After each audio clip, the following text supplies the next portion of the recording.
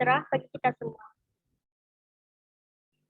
Om Swastiastu, Namo Buddhaya, salam kebajikan. Kepada yang terhormat Pak Raka Fauzan Khatami dan Pak Sena Lingga Saputra, selaku pembimbing mata kuliah dari Seamneo Belajar di Era Digital atau Skillset 21. Yang terhormat kepada para narasumber kita, serta kepada para peserta webinar yang saya hormati. Puji syukur, marilah kita panjatkan kepada Tuhan Yang Maha Esa atas rahmat dan hidayahnya berupa kesehatan, sehingga kita dapat bertemu pada webinar kali ini. Pada para hadirin sekalian, saya selaku moderator dan host izin mengucapkan selamat malam dan selamat datang kepada para hadirin sekalian. Izinkan saya untuk memperkenalkan diri saya. Nama saya Bella Putri Sintawati. Saya seorang mahasiswi Politeknik Elektronika Negeri Surabaya di 3 Pendidikan Jarak Jauh Teknik Informatika. Untuk melancarkan webinar malam hari ini, saya akan membacakan susunan acaranya. Pertama, peserta dimohon untuk tidak mengaktifkan fitur mikrofon saat kegiatan webinar berlangsung. Kedua, saat sesi tanya-jawab, peserta dapat bertanya kepada narasumber dengan fitur raise hand atau bisa melalui kolom chat. Ketiga, peserta dimohon mengisi link absensi yang akan di-share di akhir acara melalui kolom chat. Pada webinar malam hari ini, topik yang akan dibicarakan mengenai No Internet, No Life, tentang melihat sejarah internet dan bahasa pemrograman serta internet di Jepang dan di Indonesia. Tujuan dari pengambilan topik tersebut adalah untuk pembelajaran dan mengenal lebih dalam tentang internet dan bahasa pemrograman serta internet di Jepang dan di Indonesia. Berikut saya akan membacakan susunan acaranya. Pertama, pembukaan. Kedua, sambutan. Ketiga, penyampaian materi. Keempat, sesi tanya-jawab. Kelima, penutup. Untuk mempersingkat waktu, marilah kita buka acara hari ini dengan bacaan basmalah. Bismillahirrahmanirrahim. Memasuki acara selanjutnya, yakni sambutan yang akan disampaikan oleh perwakilan dari pembimbing mata kuliah Belajar di Era Digital atau Skillset 21. Kepada Pak Raka atau Pak Sena, tempat dan waktu dipersilakan. Oke, selamat malam para pemateri ya dan moderator. Terima kasih atas kesempatannya. Saya mewakili Pak Sena ya, karena Pak Sena sedang atau masih ada kegiatan di luar. Jadi Pak Sena saya wakilkan. Ya, terima kasih. Materi yang cukup menarik mengenai tadi ya, no internet, no life ya, karena saat ini kita memang tidak bisa lepas atau tidak bisa hidup tanpa internet. Jadi diharapkan materi-materi yang dipaparkan oleh Ahmad, Ardian, dan Nela nantinya dapat disambut dalam artian juga dapat menimbulkan diskusi ya buat teman-teman yang lain gitu, karena ya ini materi yang sangat menarik, apalagi internet sangat berkembang pesat ya. Kemarin juga ada pertanyaan ya dari Ardian kalau nggak salah tentang metaverse gitu.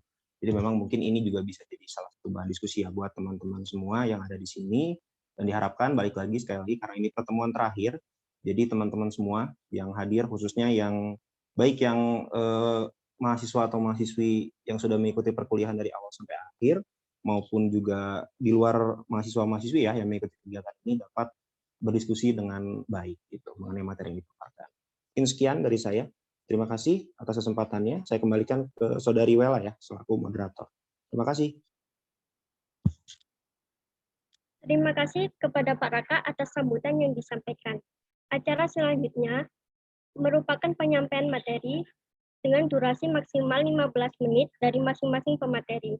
Pemateri pertama oleh Kak Ahmad Saputra, seorang mahasiswa Politeknik Elektronika Negeri Surabaya di 3 Pendidikan Jarak Jauh Teknik Informatika dengan judul Internet. Kepada Kak Ahmad, tempat dan waktu dipersilakan. Bismillahirrahmanirrahim. Baik, terima kasih Mbak Bella. Saya mau share screen.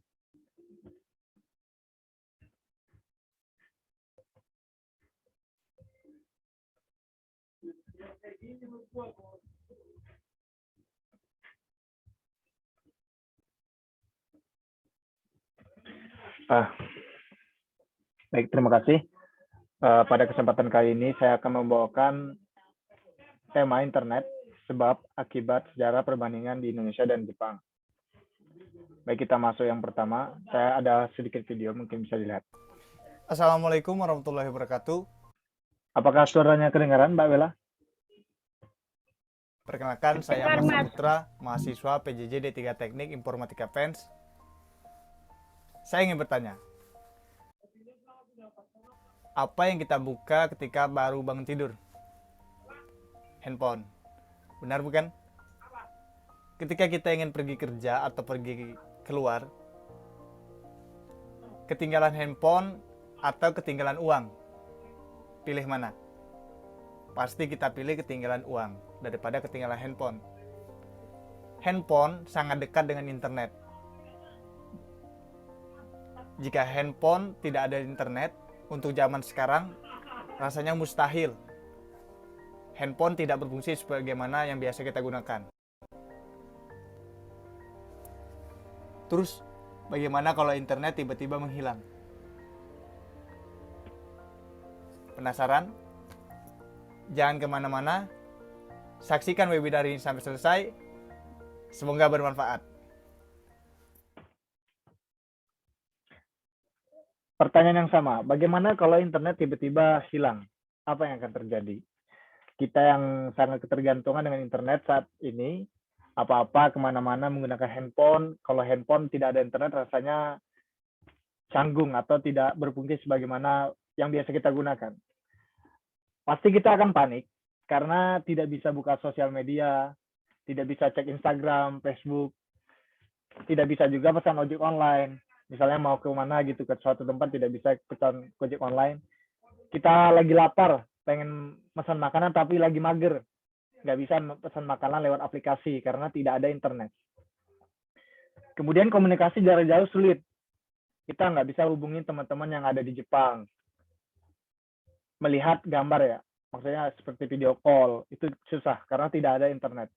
Semuanya itu terhubung dengan internet. Kemudian akses informasi kembali menggunakan media cetak, seperti koran, majalah. Kita hanya mungkin bisa melihat di televisi, yang media elektroniknya. Hal ini sangat dekat dengan kita. Ketika internet tidak ada, kita tidak bisa merasakan ini semua. Kita lihat faktanya. Faktanya, internet digunakan 4,88 miliar manusia saat ini. Menurut data pada bulan Oktober 2021. Diakumulasikan 6 dari 10 manusia ini menggunakan internet. 6 dari 10 manusia di bumi menggunakan internet. Manusia yang tidur hanya rata-rata 7-8 jam per hari, 40% jam bangun manusia itu ada dalam internet. Hanya sedikit, sekitar beberapa jam aja kita tidak menggunakan internet. Ini merupakan salah satu faktor ataupun fakta yang kita tidak bisa kalau tidak ada internet. Dan mungkinkah itu terjadi? Ada beberapa faktor yang memungkinkan itu terjadi, seperti serangan hacker jahat, atau jaringan kabel internetnya rusak, dan blokir internet dari pemerintah. Hal ini mungkin bisa jadi beberapa faktor yang menyebabkan internet itu bisa hilang. Contoh beberapa kasus seperti yang dialami salah satu provider di Indonesia, yaitu IndiHome. Beberapa waktu yang lalu sempat meresahkan bagi teman-teman yang lagi kuliah, yang lagi kerja, karena internetnya macet tiba-tiba. Tidak ada jaringan internet, jaringannya melambat. Disampaikan oleh Pujo kepada Detiknet, kami sampaikan bahwa sempat terjadi penurunan kualitas layanan akibat meningkatnya trafik dari Jakarta menuju Batam di jalur alternatif sebagai dampak munculnya gangguan pada link utama. Ternyata internet yang biasa kita gunakan secara mudah sekarang itu bisa juga mengalami gangguan karena beberapa faktor. Dan ini memungkinkan jika ada gangguan yang lebih besar, mengakibatkan internet itu bisa hilang ataupun mati total. Kemudian kita masuk ke bagaimana internet itu ada, bagaimana internet itu tercipta. Sebelum kita merasakan internet semudah sekarang ini, tentu ada sejarah dan bagaimana internet itu dulu diciptakan. Kita akan terbang ke masa lalu, melihat sekilas bagaimana internet itu tercipta. 5, 4, 3, 2, 1.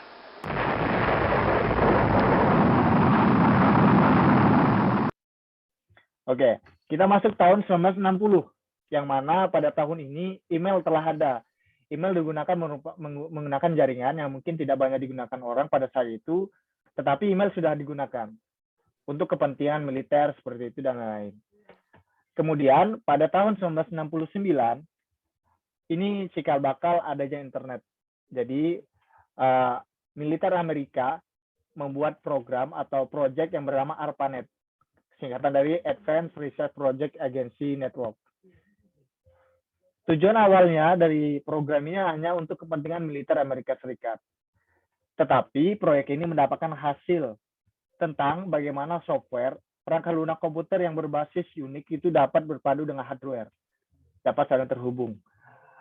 Hal ini membuat para pengembang menyadari hal tersebut membantu manusia untuk berkomunikasi jarak jauh melalui saluran telepon. Awal dari penemuan inilah internet itu bisa tercipta seperti sekarang.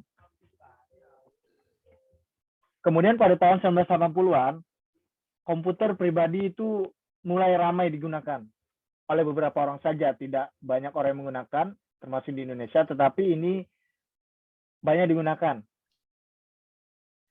Mengakibatkan kebutuhan ataupun metode ataupun internet itu akan nanti berkembang pesat seperti sekarang ini.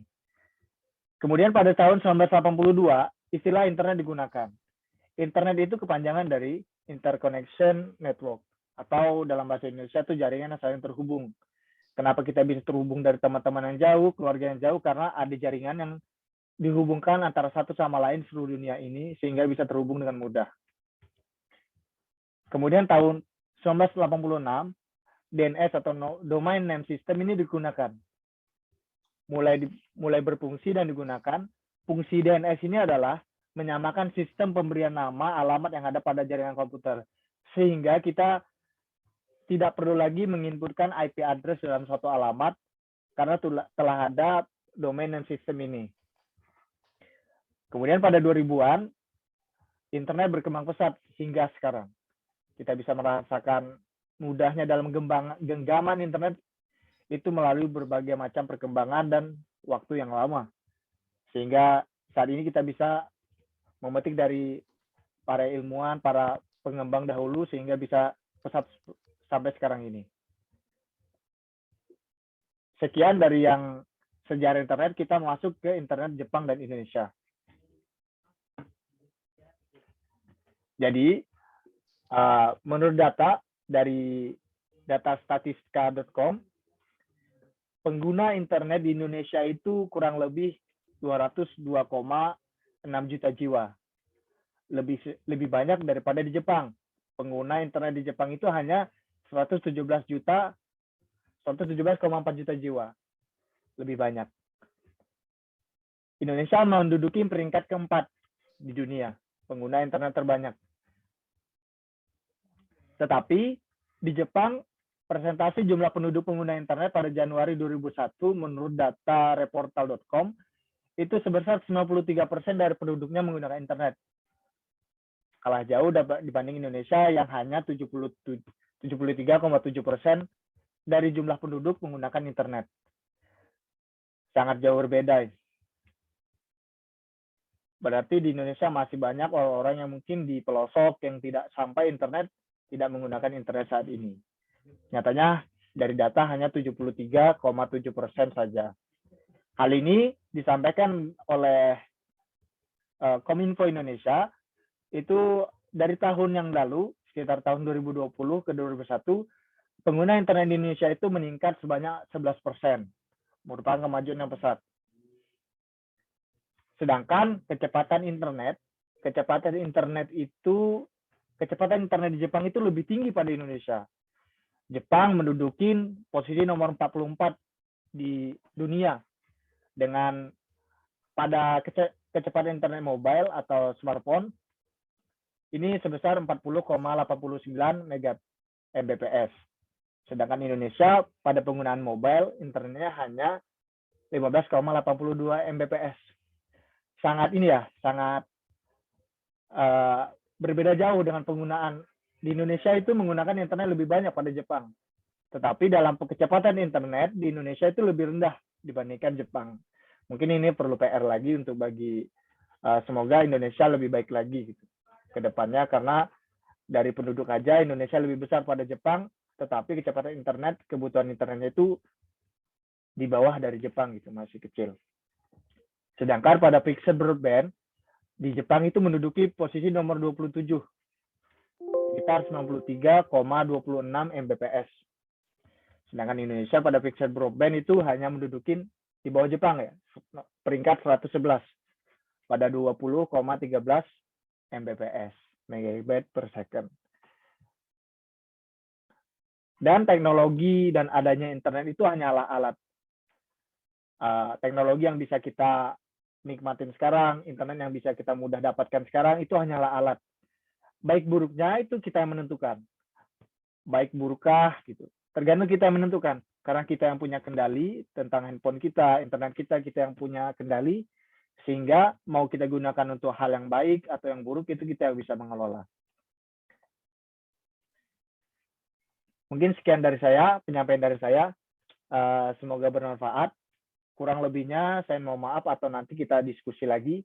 Mungkin boleh tanya tentang internet di Jepang itu bagaimana dan lain-lain nanti setelah pada waktu sesi diskusi. Terima kasih atas perhatiannya. Wassalamualaikum warahmatullahi wabarakatuh. Waalaikumsalam.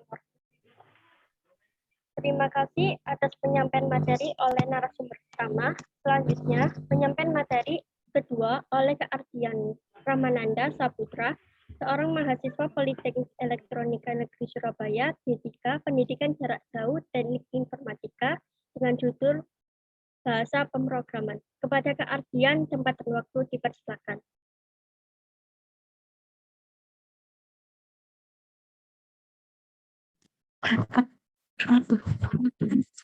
Baik, terima kasih. Assalamualaikum warahmatullahi wabarakatuh.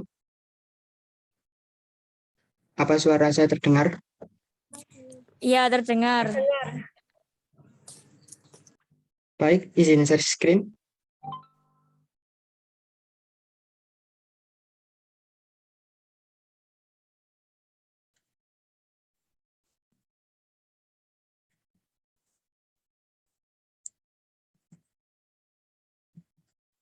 Apa sudah tampil?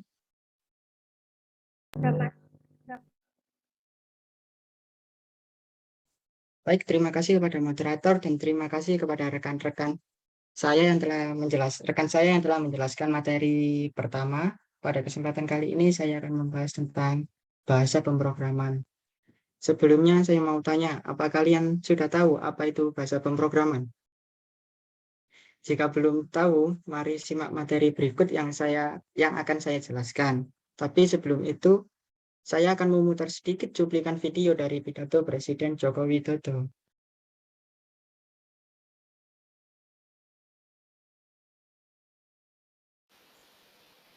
Oleh sebab itu, yang namanya SDM betul-betul harus menjadi concern kita.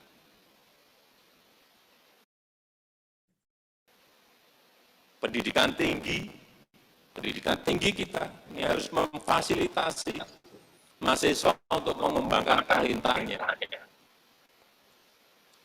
Jangan dipagari oleh program-program studi di fakultas yang justru membelenggu.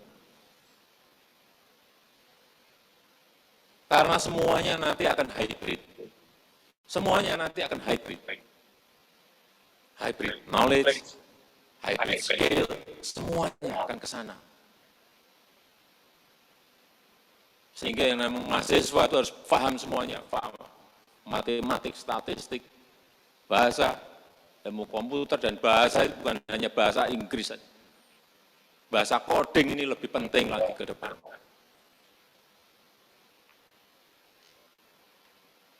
Karena ke depan ini akan banyak pekerjaan-pekerjaan yang hilang, tapi juga akan muncul jenis-jenis pekerjaan baru. Nah, Dalam video tersebut, Presiden menegaskan bahwa pendidikan tinggi kita harus memfasilitasi mahasiswanya untuk mengembangkan talenta-talentanya.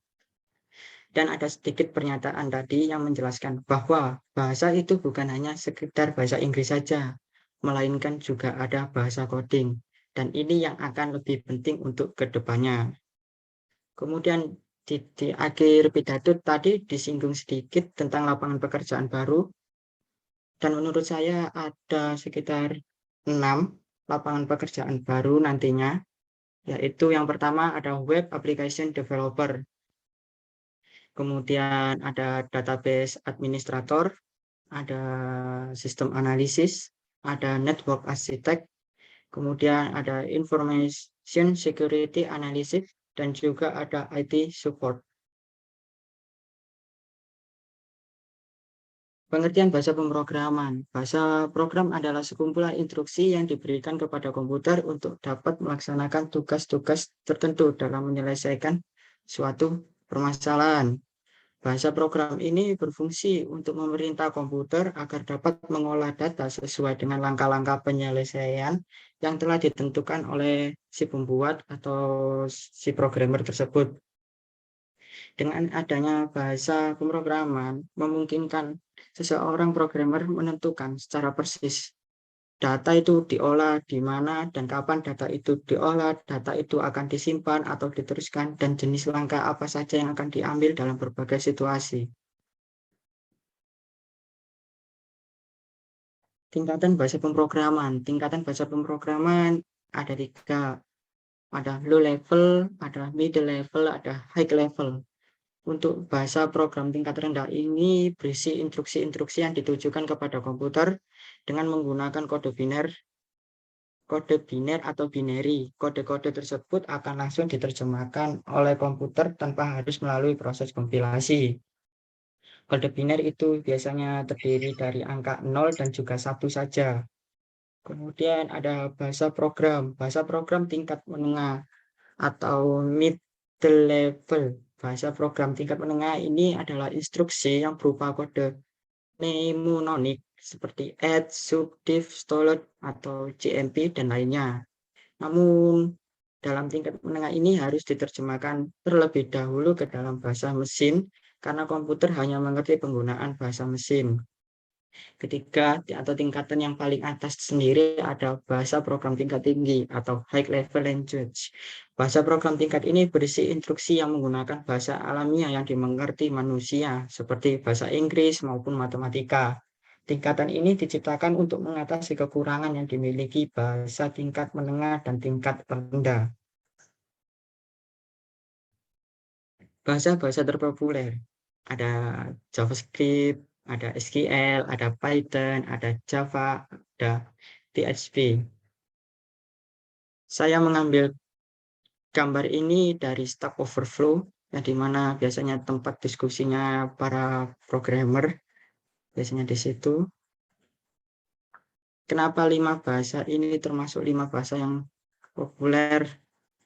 Karena JavaScript ini digunakan untuk menyempurnakan tampilan dan sistem halaman website, meningkatkan fungsionalitas website.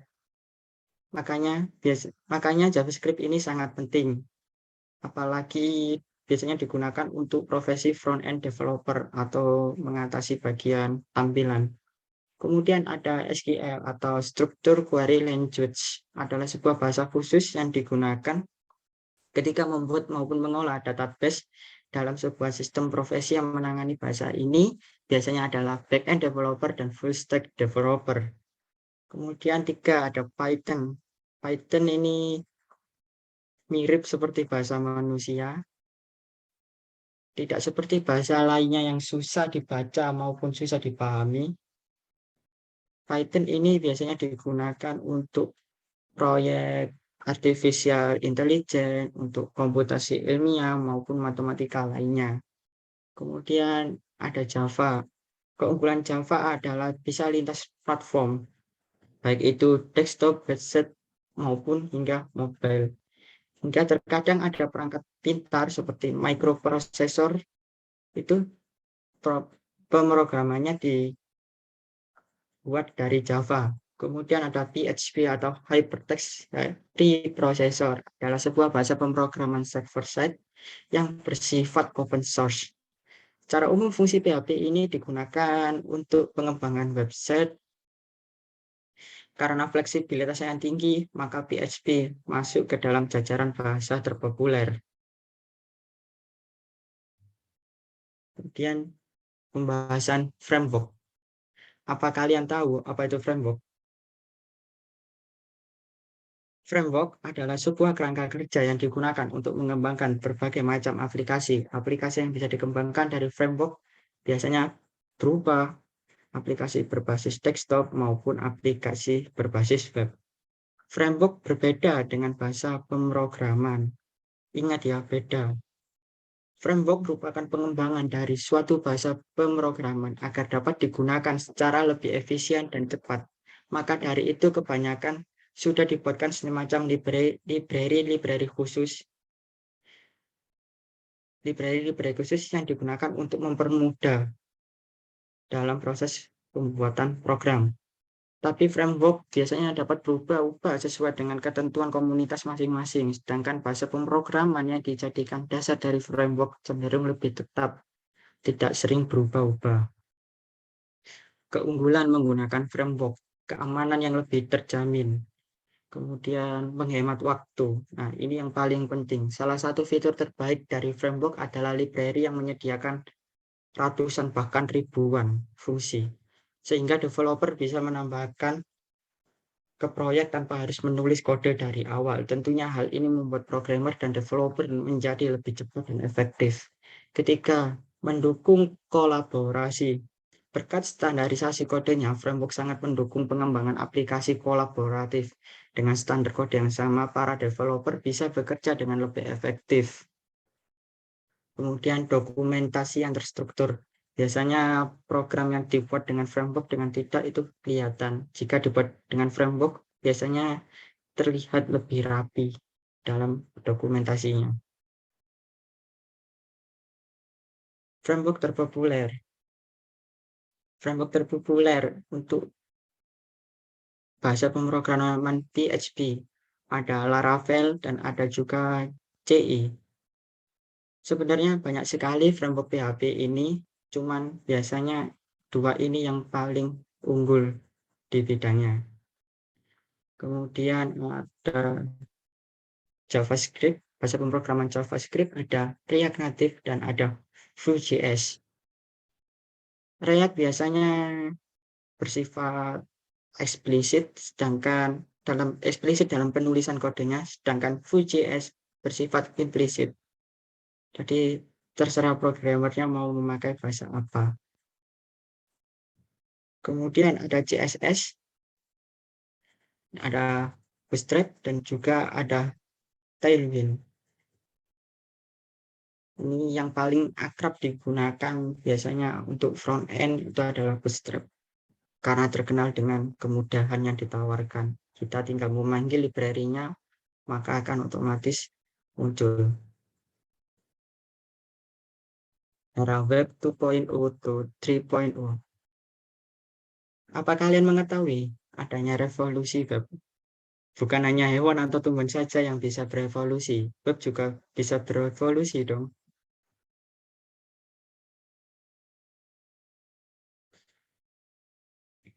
Web 2.0 merupakan awal mula munculnya kehidupan sosial di dunia maya.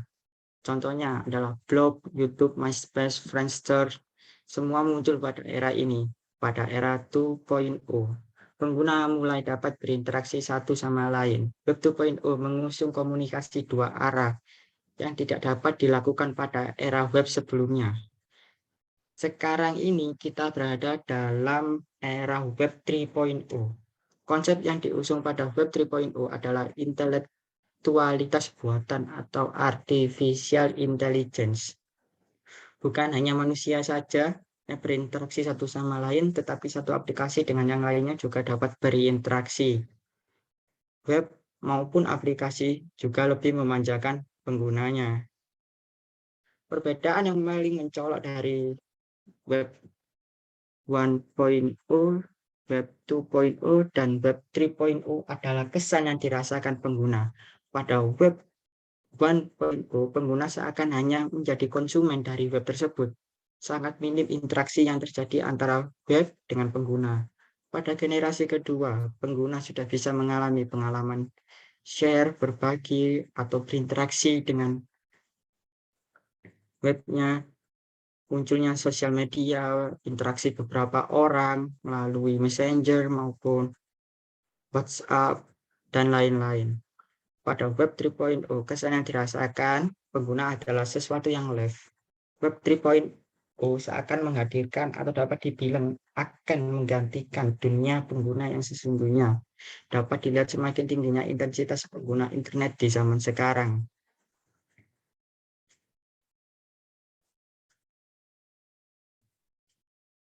Baik, sekian penjelasan dari saya. Kurang lebihnya mohon maaf.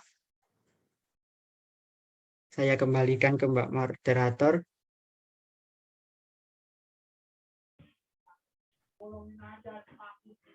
Mohon maaf, Mas, karena Mbak moderatornya lagi ada sedikit kendala.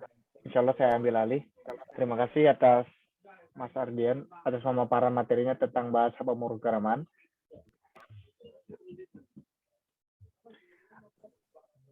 Acara selanjutnya, setelah tadi pemaparan dari pemateri pertama dan kedua telah selesai, selanjutnya kita akan memasuki sesi berikutnya, yaitu sesi tanya jawab. Kepada teman-teman yang ingin bertanya, silahkan bisa melalui secara langsung live, mengaktifkan kamera dan raise hand, nanti akan kami tunjuk, atau melalui kolom chat, bisa mengetikkan nama dan pertanyaannya.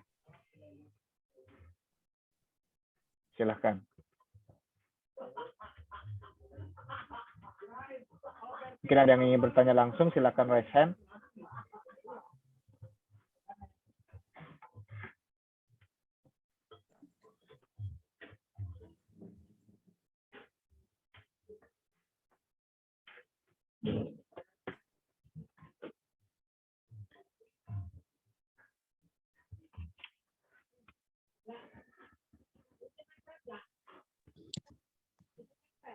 Oke, Ahmad dan Ardian, mungkin saya mau tanya ya untuk memancing juga pertanyaan dari teman-teman. Silakan, Pak. Jadi saya menunggu ya pertanyaan dari teman-teman juga buat Ahmad dan juga Ardian. Ini saya mau bertanya ke Ahmad juga ya dan juga ke Ardian. Berkaitan dengan Ahmad dulu ya, berkaitan dengan tadi penggunaan internet di Jepang itu sendiri. Kalau melihat angkanya menarik ya, dalam artian kecepatan internet di Jepang itu sangat jauh banget ya dengan Indonesia itu ya gitu, sangat jauh gitu. Nah, begitupun dengan tingkat partisipasinya. Tadi kan kalau melihat di di pengguna internet di Jepang dan di Indonesia lebih aktif Indonesia lah ya gitu dibandingkan di Jepang, itu juga mungkin bisa atau jadi salah satu faktor penduduk kita juga yang banyak ya gitu dan tersebar di mana-mana gitu. Nah, namun yang jadi pertanyaan nih buat saya ini juga agak maksudnya agak penasaran juga gitu. Nah, gimana sih aktivitas bermedia sosial rakyat Jepang ya, khususnya masyarakat Jepang di sana? Kita tahu kalau di Indonesia itu segala sesuatu bisa jadi trending lah. Apapun yang fenomena yang dianggap nyeleneh gitu ya di Indonesia, baik dari dunia politik, baik juga dari dunia entertain dan lain-lain sebagainya tuh bisa jadi viral. Nah, di Jepang sendiri gimana sih tingkat aktivitas bermedia sosial masyarakat Jepang gitu? Apakah misalkan di Jepang juga sama kayak di Indonesia? Misalkan rakyat Indonesia kan di Instagram aktif ya, di Twitter aktif juga, di semua media sosial aktif. Kalau di Jepang itu gimana sih? Ada nggak sih di Jepang itu kayak misalkan kalau Ahmad mungkin tahu gitu ya mengenai buzzer. Sekarang kan buzzer banyak banget ya di dunia politik dan sebagainya. Nah, di Jepang tuh ada nggak sih yang gitu-gitu? Nah, itu pertanyaan buat Ahmad ya. Bisa dijawab oleh Ahmad. Kalau untuk Ardian, berkaitan dengan bahasa pemrograman, ini menarik ya, gitu. Apalagi sesuai dengan jurusan yang teman-teman ambil juga di sini ya. Begitupun juga dengan Ardian selaku narasumber. Nah, bahasa pemrograman itu kan ribet ya, gitu. Buat saya yang bukan orang IT itu ribet banget gitu. Dulu saya pernah belajar waktu SMA pemrograman dan lain sebagainya, itu saya nggak bisa. Gitu. Nah, selama Ahmad selama Ardian dan juga mungkin teman-teman yang lain kalau ada yang mau sharing juga, selama 1 semester ini ya sudah berkuliah di PENS, apakah ada kemampuan yang di-upgrade gitu mengenai bahasa pemrograman itu sendiri? Pasti tingkatnya apakah misalkan dari SMK teman-teman kayak Ardian gitu lulus dari SMK terus masuk PENS, ada nggak yang berbeda gitu dari bahasa pemrograman itu sendiri baik di tingkat SMK maupun sekarang selama 1 semester sudah berkuliah di PENS? Mungkin itu pertanyaannya buat Ardian. Terima kasih atas kesempatannya Ahmad dan Ardian. Baik, terima kasih Pak atas pertanyaan Pak Raka. Terima kasih. Ya, Sama-sama. siapa dulu nih Mas? Saya dulu kayaknya. Saya dulu ya. Oke. Mas Ahmad aja. Ya. Baik, saya akan menjawab pertanyaannya Pak Raka. Menarik pertanyaannya. Menarik. Saya juga kebetulan tinggal di Jepang jadi sedikit tahu gitu. Jadi kalau menurut data Indonesia lebih unggul penggunaan sosial media, menurut statistik itu Indonesia lebih unggul dibandingkan Jepang.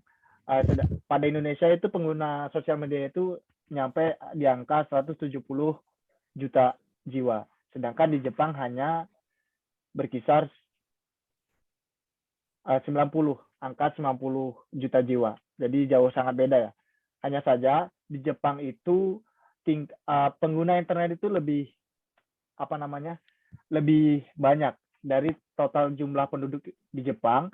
93% penduduknya itu menggunakan internet. Berbeda dengan Indonesia yang hanya di angka 73%. Dan ini PR penting bagi pemerintah Indonesia agar internet itu sampai ke daerah pelosok yang ada di Indonesia. Kemudian pada pertanyaannya yaitu penggunaan sosial media. Kebanyakan di Jepang itu gini, orangnya itu bersifat pribadi gitu. Lo, gua. Jadi ketika kita nggak berteman atau kita nggak kenal gitu, ya udah kita nggak bakalan negur sapa, saling follow, saling like, mungkin nggak kayak di Indonesia. Juga untuk yang trending itu rata-rata di media seperti berita gitu yang banyak. Untuk Twitter, kebanyakan di Jepang ini menggunakan Twitter ya dibandingkan Instagram. Beda kalau di Indonesia mungkin lebih banyak Instagram, lebih hitsnya ke Instagram pada Twitter. Di Jepang ketika ada berita yang hangat itu paling anak-anak mudanya atau masyarakatnya itu hanya mengikuti alur dari pemerintah ataupun dari berita trending. Nggak ada kita membuat kayak tren sendiri gitu, jarang. Mungkin lebih sedikit yang untuk speak up gitu. Beda dengan Indonesia yang anak-anak mudanya ataupun banyak influencer yang terkenal juga ya, beda sangat itu. Kalau untuk dari kualitas sosial media, Indonesia lebih maju seharusnya. Juga untuk seperti contohnya YouTube. YouTube di Jepang itu ketika ada YouTuber yang hanya 8 juta subscriber, itu udah paling tinggi, Pak. Itu udah paling tinggi, udah paling top. Beda dengan Indonesia. Indonesia kan yang paling tinggi mungkin 30 juta dan lain-lain gitu. Dan juga untuk saya juga pernah nonton di salah satu video di YouTube juga dari salah satu mahasiswa yang ada di Jepang itu untuk AdSense dan lain-lain di Jepang lebih tinggi dibandingkan di Indonesia gitu. Karena sedikitnya YouTuber gitu dan juga nggak banyak gitu. Lebih banyak berita kalau trending tuh lebih ke news, berita terkini, cuaca dan lain gitu Pak. Kalau untuk kualitas sosial medianya begitu dari saya. Oke. Berarti ini ya, maksudnya berarti kan yang saya tahu gitu ya, orang Jepang itu ya benar Ahmad ya ya lolo gue gitu. Jadi memang bukan berarti kan kalau orang Indonesia kan ya memang sedikit ini terkenal follow dan lain sebagainya. Jadi mempengaruhi tingkat aktivitas media sosialnya itu sendiri berarti ya. Oke, baik. Terima kasih Ahmad atas sama-sama Pak. Jawabannya. Ya. Mungkin bisa Mas Ardian. Menjawab pertanyaan dari Pak Raka tadi, bahasa pemrograman itu awalnya sulit. Jika diniati semakin niatnya itu semakin banyak, itu biasanya akan lebih mudah. Karena biasanya kadang gini, ada suatu error gitu aja, sudah bingung, udah mau nyerah, nggak mau benerin. Itu prinsip yang salah. Harusnya kita belajar dari situ. belajar dari kesalahan. Oh, tadi salahnya di sini. Oh, tadi salahnya di titik koma atau apa gitu. Kemudian kalau dari saya yang lulusan SMK jurusan RPL tentunya nggak asing lagi. Pada awal semester 1 ini sama yang diajarkan di SMK dulu sama. Rata-rata mengulang materi yang di SMK malahan. Tapi pemberian soal dari dosen itu lebih kompleks yang di bench daripada yang di SMK. Yang di SMK itu sederhana, contohnya kayak tambah-tambahan 8 tambah 5 itu. Sedangkan di kuliah itu sudah masuk kayak pembagian, terus ada milih-milih menu dan lain-lain. Gitu sih Pak jawabannya. Berarti itu pentingnya apa namanya kuliah sesuai dengan jurusan ya. Nah, Ardian kan SMK jurusannya sesuai dengan ketika kuliah. Jadi memang ini juga pelajaran ya buat khususnya teman-teman anak-anak SMK yang sekarang hadir ya dari Kaltara ya. Jadi penting sekali untuk memilih jurusan ketika lulus SMK dan nanti ketika kuliah. Jadi seperti Ardian ya, masuk PENS karena suka bahasa pemrograman, jadi tinggal mengikuti pattern, tinggal mengikuti alurnya gitu ya, karena patternnya udah ada gitu. Ya. Ya, sebenarnya banyak juga Pak yang di PENS yang bukan dari SMK, dari SMA gitu juga ada. Tinggal niat belajar dari masing-masing individunya aja sih sebenarnya. Yep. Biar bisa ngikutin. Ya, betul sekali Ardian. Gitu. Terima kasih Ardian atas jawabannya. Baik Pak, sama-sama. Ya. Kembalikan ke moderator ya. Terima kasih Pak Raka untuk ya, sama-sama. Di sini nanti di akhir acara akan diumumkan ada hadiah door prize bagi penanya terbaik. Dan untuk pertanyaan selanjutnya dari Kak Bella, silakan. Baik, terima kasih. Sebelumnya, Assalamualaikum warahmatullahi wabarakatuh.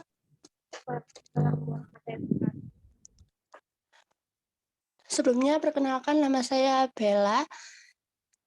Nah, setelah mendengar penjelasan tentang sejarah internet sampai sekarang, yang telah dibahas oleh Mas Ahmad tadi, di mana sekarang internet sudah menjadi kebutuhan pokok sehari-hari masyarakat dari anak kecil hingga orang dewasa. Yang ingin saya tanyakan, bagaimana perspektif Anda tentang edukasi atau proporsi pemberian internet kepada anak kecil saat ini, di mana saat ini orang tua lebih memilih simple atau praktis. Anak nangis langsung dikasih handphone atau YouTube. Dan faktanya, orang tua tidak bisa mengawasi atau mengontrol anaknya 100%. Mungkin itu yang saya tanyakan. Terima kasih. Terima kasih ke Kak Bella, silakan kepada narasumber. Baik, terima kasih atas pertanyaannya kepada Mbak Bella dan moderator.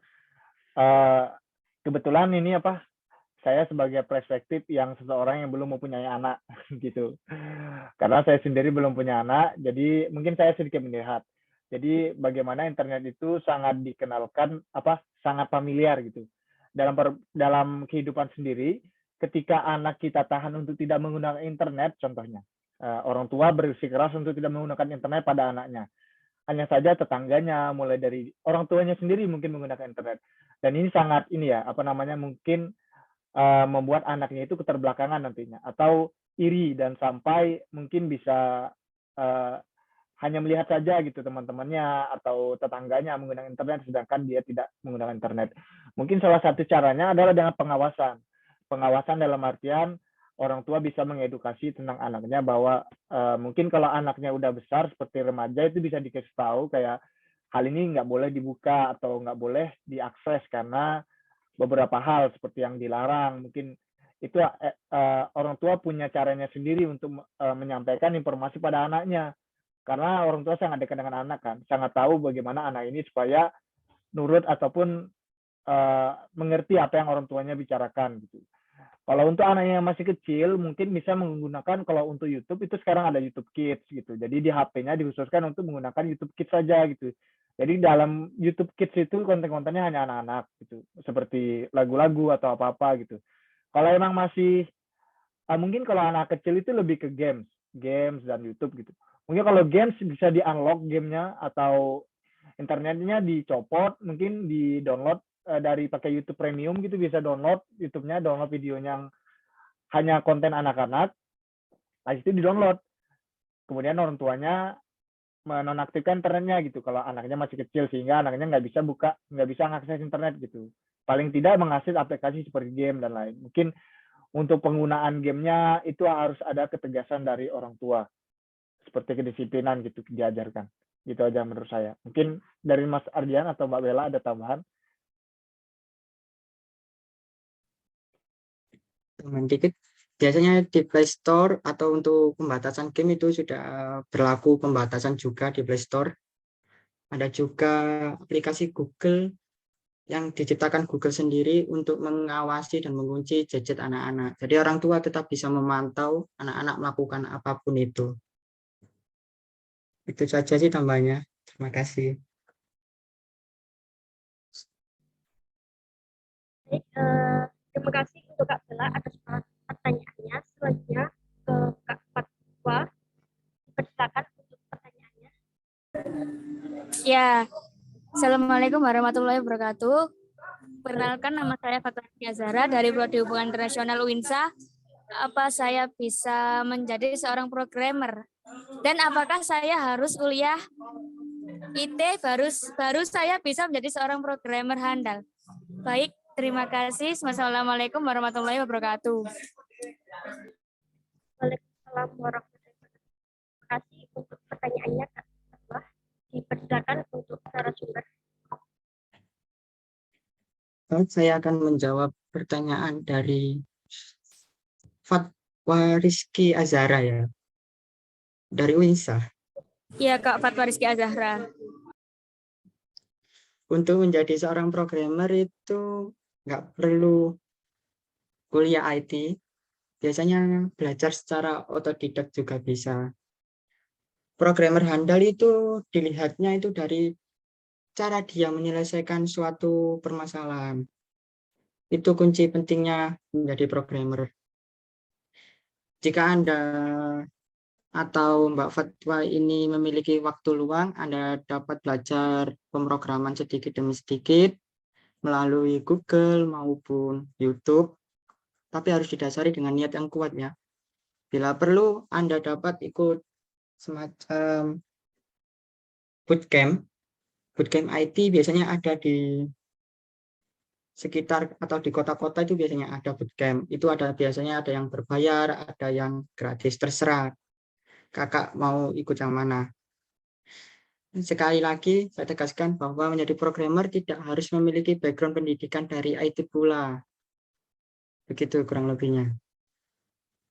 Bagaimana Kak Fatwa? Oke, Kak. Terima kasih. Sangat membantu.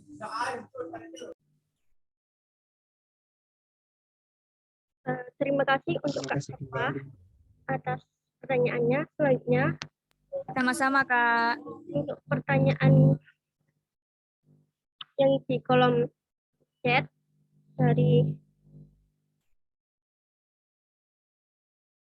Mbak Kinanti, Kak Kinanti. Pertanyaannya, bagaimana kita memilih bahasa pemrograman yang baik untuk kita dalami dan yang relevan di dunia kerja? Baik, saya akan menjawab pertanyaan dari Mbak Kinanti Maruya.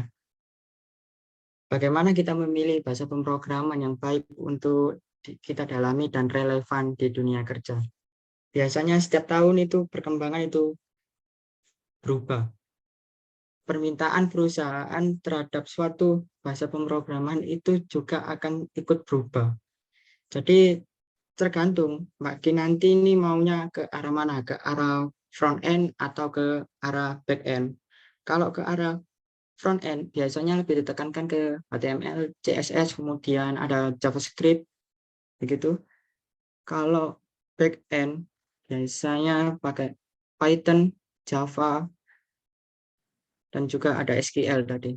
Jadi apa ya? Sesuai dengan apa yang Mbak Kinanti maunya kemana arahnya. Soalnya banyak juga formasi di IT. Begitu Mbak Kinanti.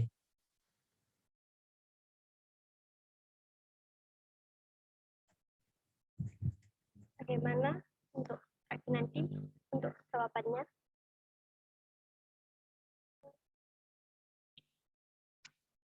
Baik, untuk pertanyaan selanjutnya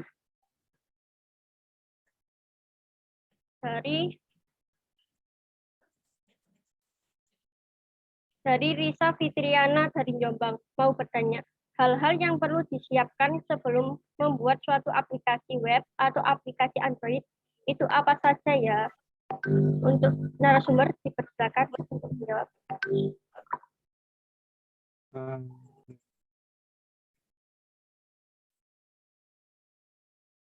Baik, biasanya yang perlu disiapkan itu banyak sekali ya. Tapi yang terpenting itu ada dua, ada ERD, ada juga DFD. Biasanya programmer dibantu oleh sistem analisis untuk membuat ERD dan juga DFD.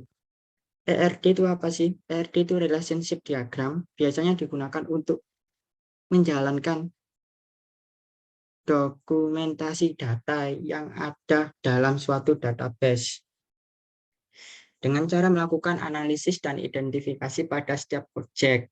Jadi dengan adanya ERD, programmer tahu apa saja tabel yang ada dalam DB yang akan dibuatnya nanti. Kemudian untuk DFD itu data flow diagram. Biasanya digunakan untuk membuat alur jalannya suatu program. Ini biasanya yang dibuat acuan programmer untuk membuat suatu aplikasi. Biasanya mengikuti DFD yang telah dibuat oleh sistem analisis yang lebih pengalaman dalam bidang jalannya program. Begitu, Kak. Bagaimana untuk Kak Risa Fitriana atas jawabannya?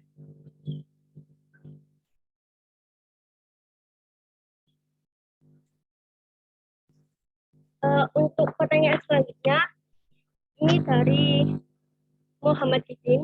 Assalamualaikum warahmatullahi wabarakatuh. Saya Muhammad Didin ingin bertanya, apakah Mas Ahmad Syaputra kepada Mas Ahmad Syaputra, apakah banyak tempat di Jepang yang menyediakan fasilitas internet gratis? Terus tempatnya di mana saja? Kepada Kak Ahmad, dipersilakan. Baik, terima kasih atas pertanyaannya Mas Didin ya. Kalau untuk di Jepang, ketika teman-teman mungkin yang nanti akan ke Jepang atau baru mungkin bisa berharap pengen ke Jepang gitu. Jadi di Jepang itu ada, kalau mau nyari internet gratis, pertama bisa namanya kalau di Jepang itu Konbini, atau dalam bahasa Indonesianya itu convention center ya. Kayak ini namanya, seperti kayak minimarket kecil gitu. Mungkin ada mereknya itu seperti 7-Eleven atau enggak Lawson dan Family Mart. Nah, di situ biasanya ada WiFi gratis. Di situ mungkin bisa juga beli makanan, sambil beli makanan langsung akses WiFi gratis dari situ bisa. Yang lebih gampang sih kayaknya 7-Eleven gitu. Kemudian atau kalau mau itu pakai gunakan ini paspor kan teman-teman mungkin kalau ke Jepang bawa paspor. Nah, di situ biasa ada namanya Jepang paspor WiFi gratis gitu. Jadi nanti kita inputkan pakai ID paspor gitu. Itu emang dihususkan untuk turis asing gitu. Jadi jangan khawatir. Kalaupun untuk tinggal di Jepang lama seperti setahun atau itu mungkin nanti bisa sewa WiFi gitu. Di Jepang juga ada penyewaan WiFi dan pembelian kartu yang hanya untuk khusus kota gitu dalam jangka mungkin sebulan atau 1 tahun itu ada gitu. Terima kasih. Kepada Kak Didin, bagaimana atas jawabannya?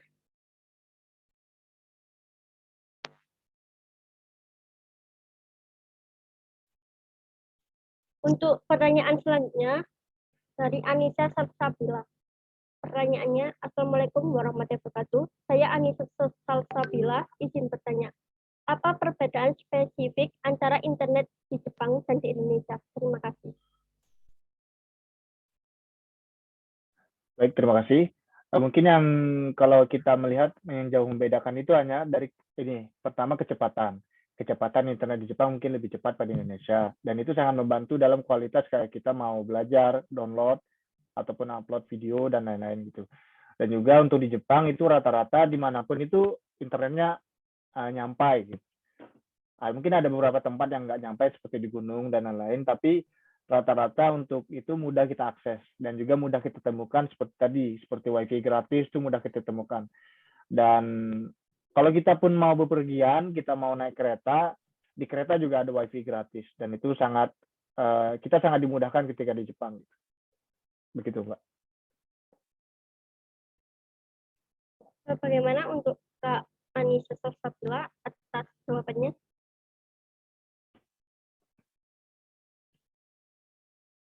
Baik, untuk pertanyaan selanjutnya ini dari Nasya Farah.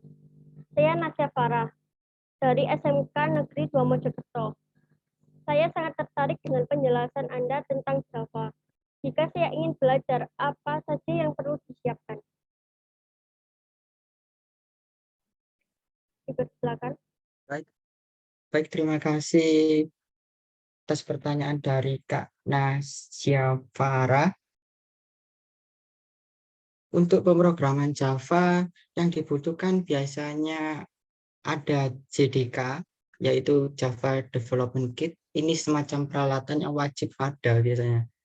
Jika nggak ada ini, biasanya IDE maupun aplikasi yang dibuat nanti akan error. Ada juga SDK, Software Development Kit.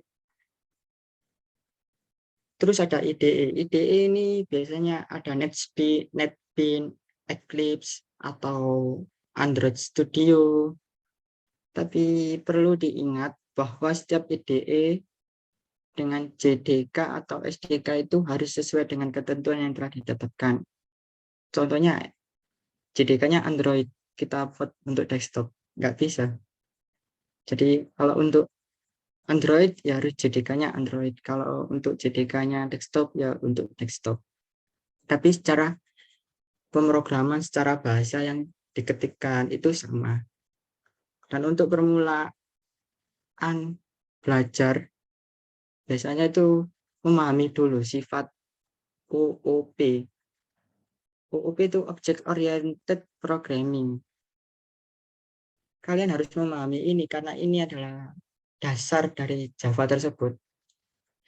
Jika Kak Nasyani sudah mengerti, maka bisa melanjutkan belajar ke deklarasi variabel, array, konsep kelas, inheritance atau pewarisan, polimorfisme, dan lain-lain. Anda dapat mencarinya di Google maupun YouTube sebagai sumber belajar. Jangan menyerah jika ada satu error. Baik, terima kasih. Terima kasih untuk Kak Nasya atas pertanyaannya. Bagaimana atas jawabannya?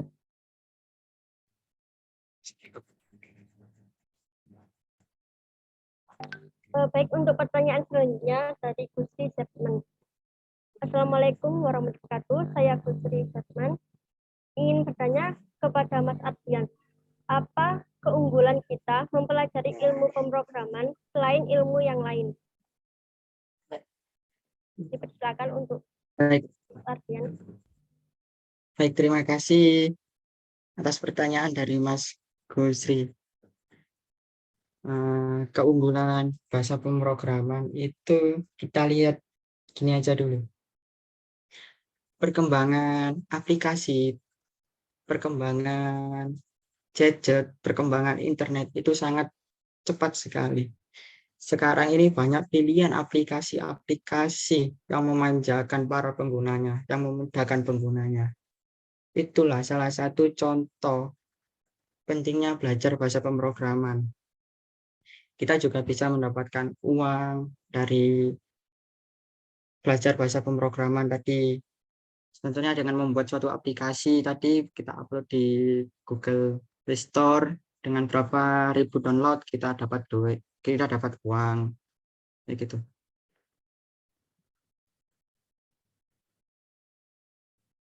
Intinya Oke. adalah bahasa pemrograman ini penting di zaman digitalisasi ini.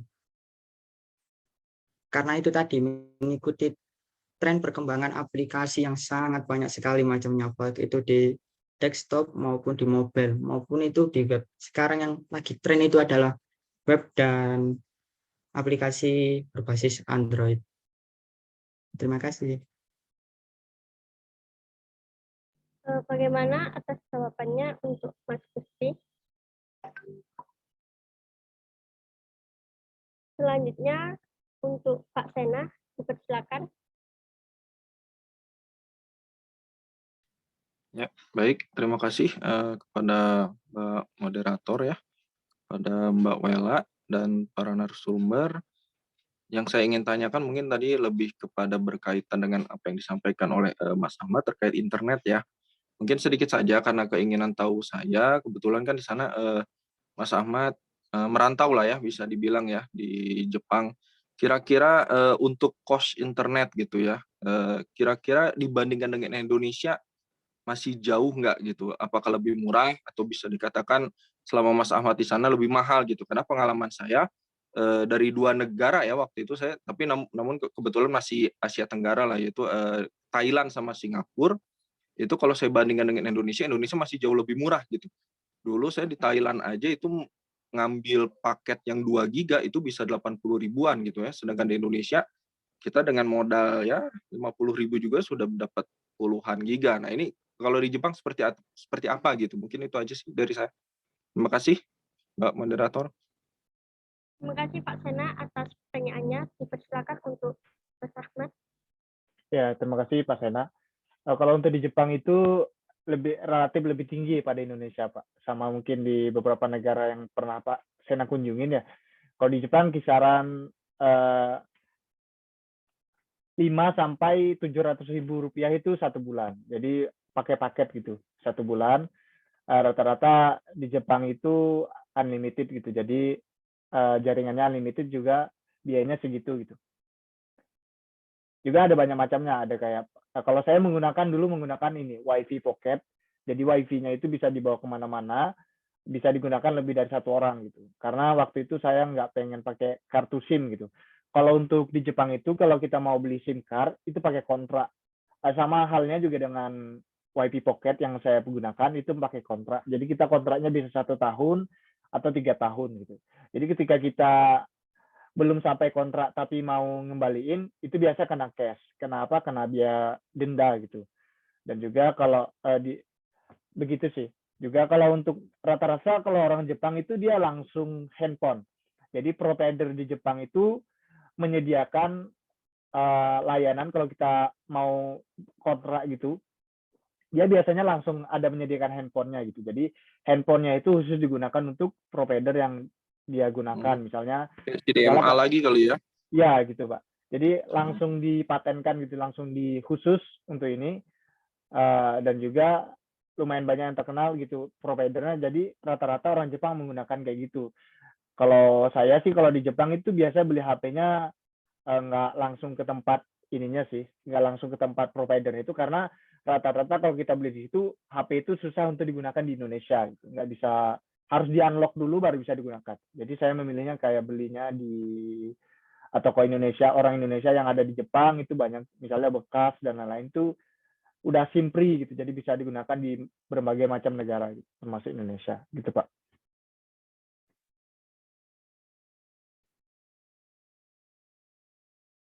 Bagaimana untuk Pak Sena? Ya, cukup. Terima kasih Mas Ahmad dan Mbak Wela. Selanjutnya untuk pertanyaan terakhir ini dari Sri Dwi Komalasari. Pertanyaannya, Assalamualaikum warahmatullahi wabarakatuh. Saya Sri Dwi Komalasari, izin bertanya. Kelebihan dan kekurangan bahasa pemrograman untuk jasa perhotelan. Dipersilakan untuk narasumber. Baik, terima kasih atas pertanyaan dari Mbak Sri Dwi Komalasari. kelebihan bahasa pemrograman di bidang jasa perhotelan itu semakin mudahnya fasilitas baik itu check-in, check-out maupun pembayaran lainnya. Itu suatu aplikasi yang dibuat dengan bahasa pemrograman. Kekurangannya biasanya akan terjadi pengurangan karyawan karena telah digantikan oleh sistem itu tadi. Biasanya begitu. Kadang sekarang ini ada robot gitu yang bisa ngasih tahu letak kamar atau meja, nomor meja yang di restoran dan lain-lain. Itu menyebabkan banyak pegawai atau karyawan yang akan diputus kerjanya. Begitu sih jawabannya. Bagaimana untuk Mbak Siti Melasari atas jawabannya?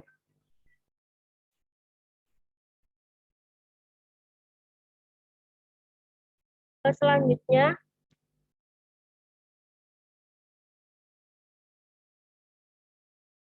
karena waktu sudah menginjak akhir acara, saya tutup sesi tanya jawabnya. Demikian acara webinar kali ini yang membahas tema No Internet No Life tentang melihat sejarah internet dan bahasa pemrograman serta internet di Jepang dan Indonesia. Dari paparan yang telah dibahas dapat kita simpulkan bahwasannya saat ini masyarakat telah menganggap internet sebagai kehidupannya. Mereka menganggap jika internet mati, mereka akan merasa hidup di masa lalu lagi yang dimana tidak bisa berbuat apa-apa seperti saat ini. Dan bahasa pemrograman adalah sebuah instruksi yang diberikan kepada komputer untuk dapat melaksanakan tugas-tugas tertentu dalam menyelesaikan suatu permasalahan. Dan selanjutnya, bagi para peserta, diharapkan untuk mengaktifkan fitur kamera terlebih dahulu, akan kami jadikan dokumentasi. Dipersilakan.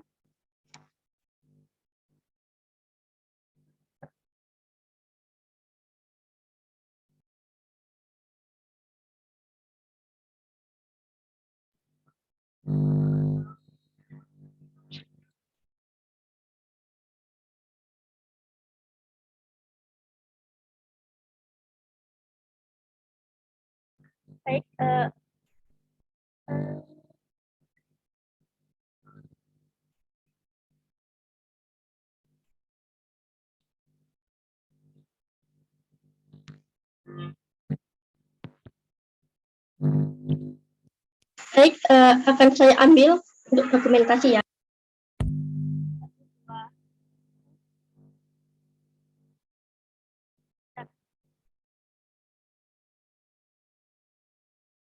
Baik, akan saya ambil dokumentasinya ya. 1, 2. Terima kasih untuk para peserta webinar. Dan selanjutnya, untuk para peserta dimohon untuk mengisi link absensi yang akan di-share pada kolom chat.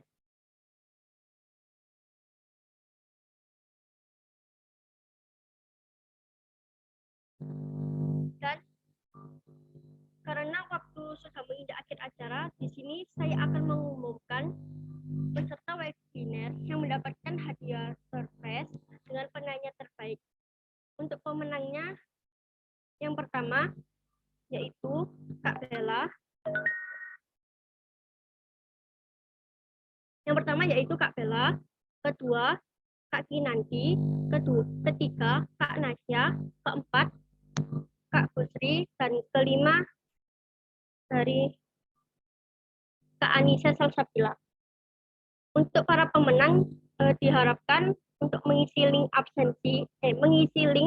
untuk para pemenang yang akan di-share melalui kolom chat.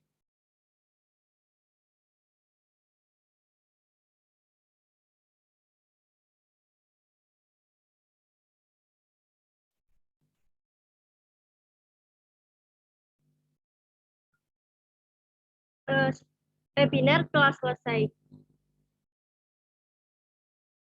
Bila ada salah kata yang kurang berkenan di hati, saya mohon maaf dan saya ucapkan terima kasih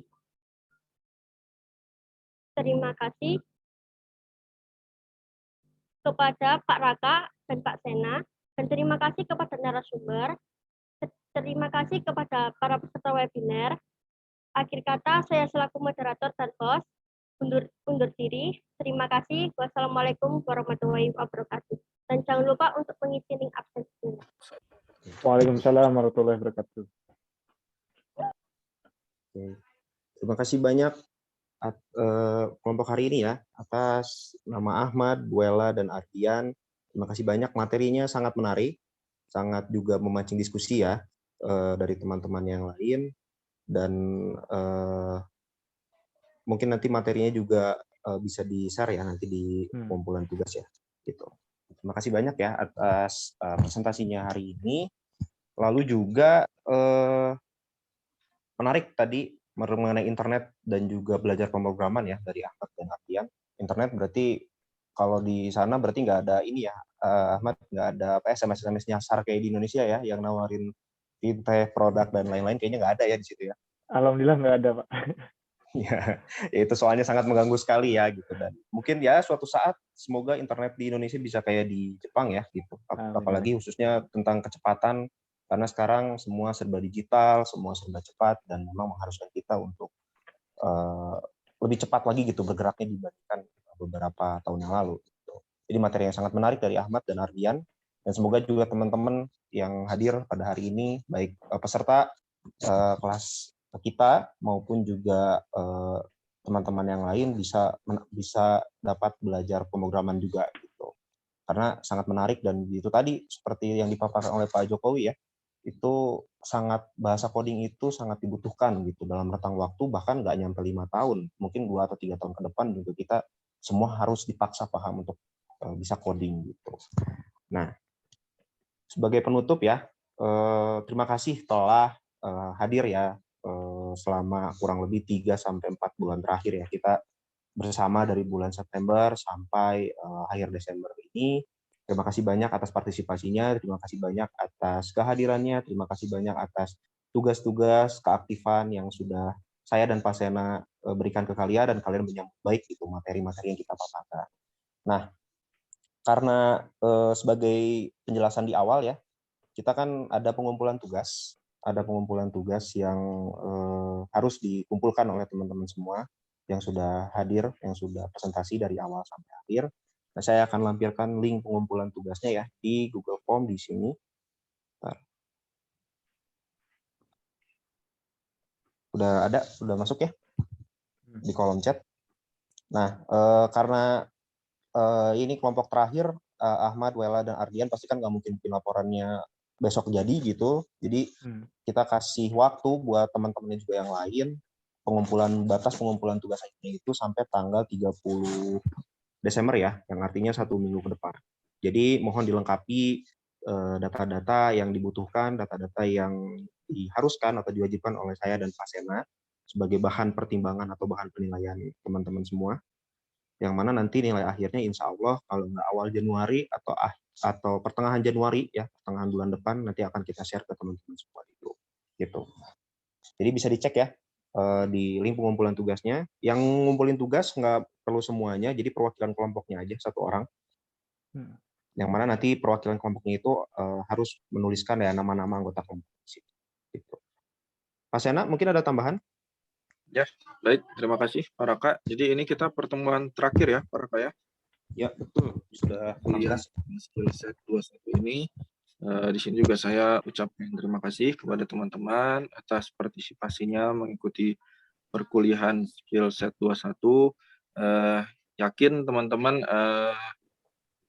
dengan mengikuti perkuliahan ini tidak ada yang namanya sia-sia ya. Semoga ini menjadi ilmu yang bermanfaat buat teman-teman, pengalaman yang berharga, karena di sini dengan beraninya teman-teman tampil gitu ya, dengan dengan yakin bisa menampilkan sesuatu yang teman-teman pernah alami ataupun yang teman-teman punya ilmunya gitu, bisa sharing bersama teman-teman lainnya. Jadi semoga dengan mengikuti perkuliahan ini membuat kedepannya teman-teman bisa lebih percaya diri ya, khususnya dalam hal sharing gitu ya, atau menjadi narasumber ataupun moderator.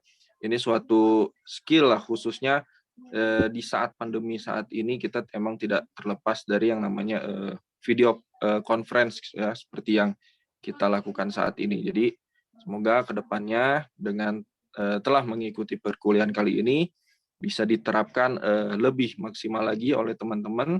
Sekali lagi saya ucapkan terima kasih atas partisipasinya. Semoga kedepannya teman-teman bisa menjadi lebih sukses. Kemudian tidak lupa ya dengan teman-teman kelasnya ya, bisa saling sharing, saling berbagi, terus menjalin silaturahmi. Kemudian di sini saya juga mewakili dengan para Kak, mohon maaf apabila ada kekurangan dan kesalahan. Mungkin itu saja dari saya, para Kak. Terima kasih. Ya, terima kasih Pak Sena atas tambahannya.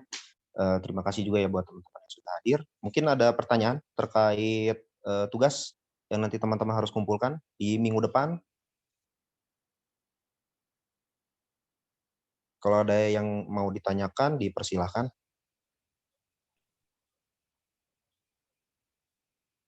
Sudah jelas kayaknya ya? Jelas, Pak. Ya, sudah jelas. Cukup mudah.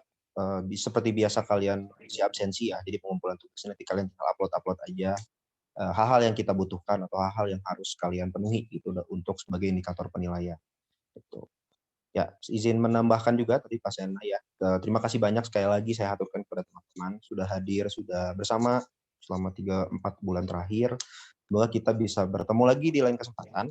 Kalau ada yang ingin ditanyakan khususnya terkait join program ya, Seameo dan PENS, karena nanti teman-teman juga akan mengambil mata kuliah Seameo yang lain ya, Pak Sena ya.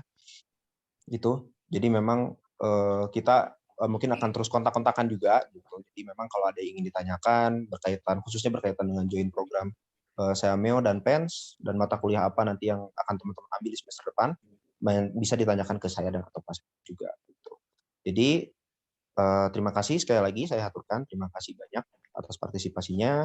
Semoga teman-teman sehat selalu, lancar pekerjaannya, lancarkan segala usahanya, dan juga semoga nanti hasil perkuliahan selama 1 semester ini, baik mata kuliah Skillset 21 maupun mata kuliah defense lainnya juga hasilnya sesuai dengan harapan teman-teman. Gitu. Jadi kita tunggu pengumpulan tugasnya sampai tanggal 30 Desember 2021 ya, pukul 12 malam. Jadi di minggu depan jam 12 malam batas terakhirnya. Gitu. Kalau tidak ada Maaf pertanyaan. menyela sedikit. Ya, silakan, Ardian. Link absensinya mohon diisi ya, karena masih ada 10. Oke. Sebagai pengingat ya, itu dari Ardian, link absensinya jangan sampai ketukar sama link pengumpulan tugas ya. Jadi jangan lupa diisi juga absen webinar hari ini gitu. Apalagi tadi yang menang door prize ya, Ardian, Ahmad, dan Wela, jadi harus diisi ya gitu. Dan nanti untuk teknisnya bisa ditanyakan ke kelompok yang maju hari ini. Kalau tidak ada lagi yang ingin ditanyakan, tadi sekali lagi ya mengingatkan bahwa yang ngumpulin tugas hanya 1 orang ya, perwakilannya aja, nggak perlu semua. 1 orang aja yang nanti 1 orang itu yang wajib mengisi data-data teman-teman juga gitu di Google Form terlampir. Jadi diwakilkan oleh salah satu anggotanya ya, para Kak ya, biar nggak double. Ya betul, biar nggak double-double. Jadi 1 orang aja yang ngisinya mewakili teman-teman yang lain. Gitu. Baik, kalau tidak ada pertanyaan, terima kasih sekali lagi saya aturkan atas kehadirannya hari ini dan kehadiran selama mata kuliah Skillset 21. Semoga kita bertemu lagi dengan kesempatan. Kalau ada yang ingin ditanyakan, apabila ada yang ingin bertanya lebih lanjut gitu ya mengenai mata kuliah ini dan atau mata kuliah join program Seameo dan PENS yang lain yang akan kalian ambil semester depan, bisa ditanyakan ke saya, ke Mas Sena. Terima kasih atas perhatiannya teman-teman. Selamat malam, selamat istirahat, jaga kesehatan, dan semoga lancar segala usaha dan kegiatannya. Saya tutup ya kegiatan hari ini. Terima kasih atas perhatiannya. Mohon maaf apabila ada salah-salah kata. Wassalamualaikum warahmatullahi wabarakatuh. Waalaikumsalam warahmatullahi wabarakatuh. Waalaikumsalam warahmatullahi wabarakatuh. Terima kasih. Waalaikumsalam warahmatullahi wabarakatuh. Teman-teman. Sukses.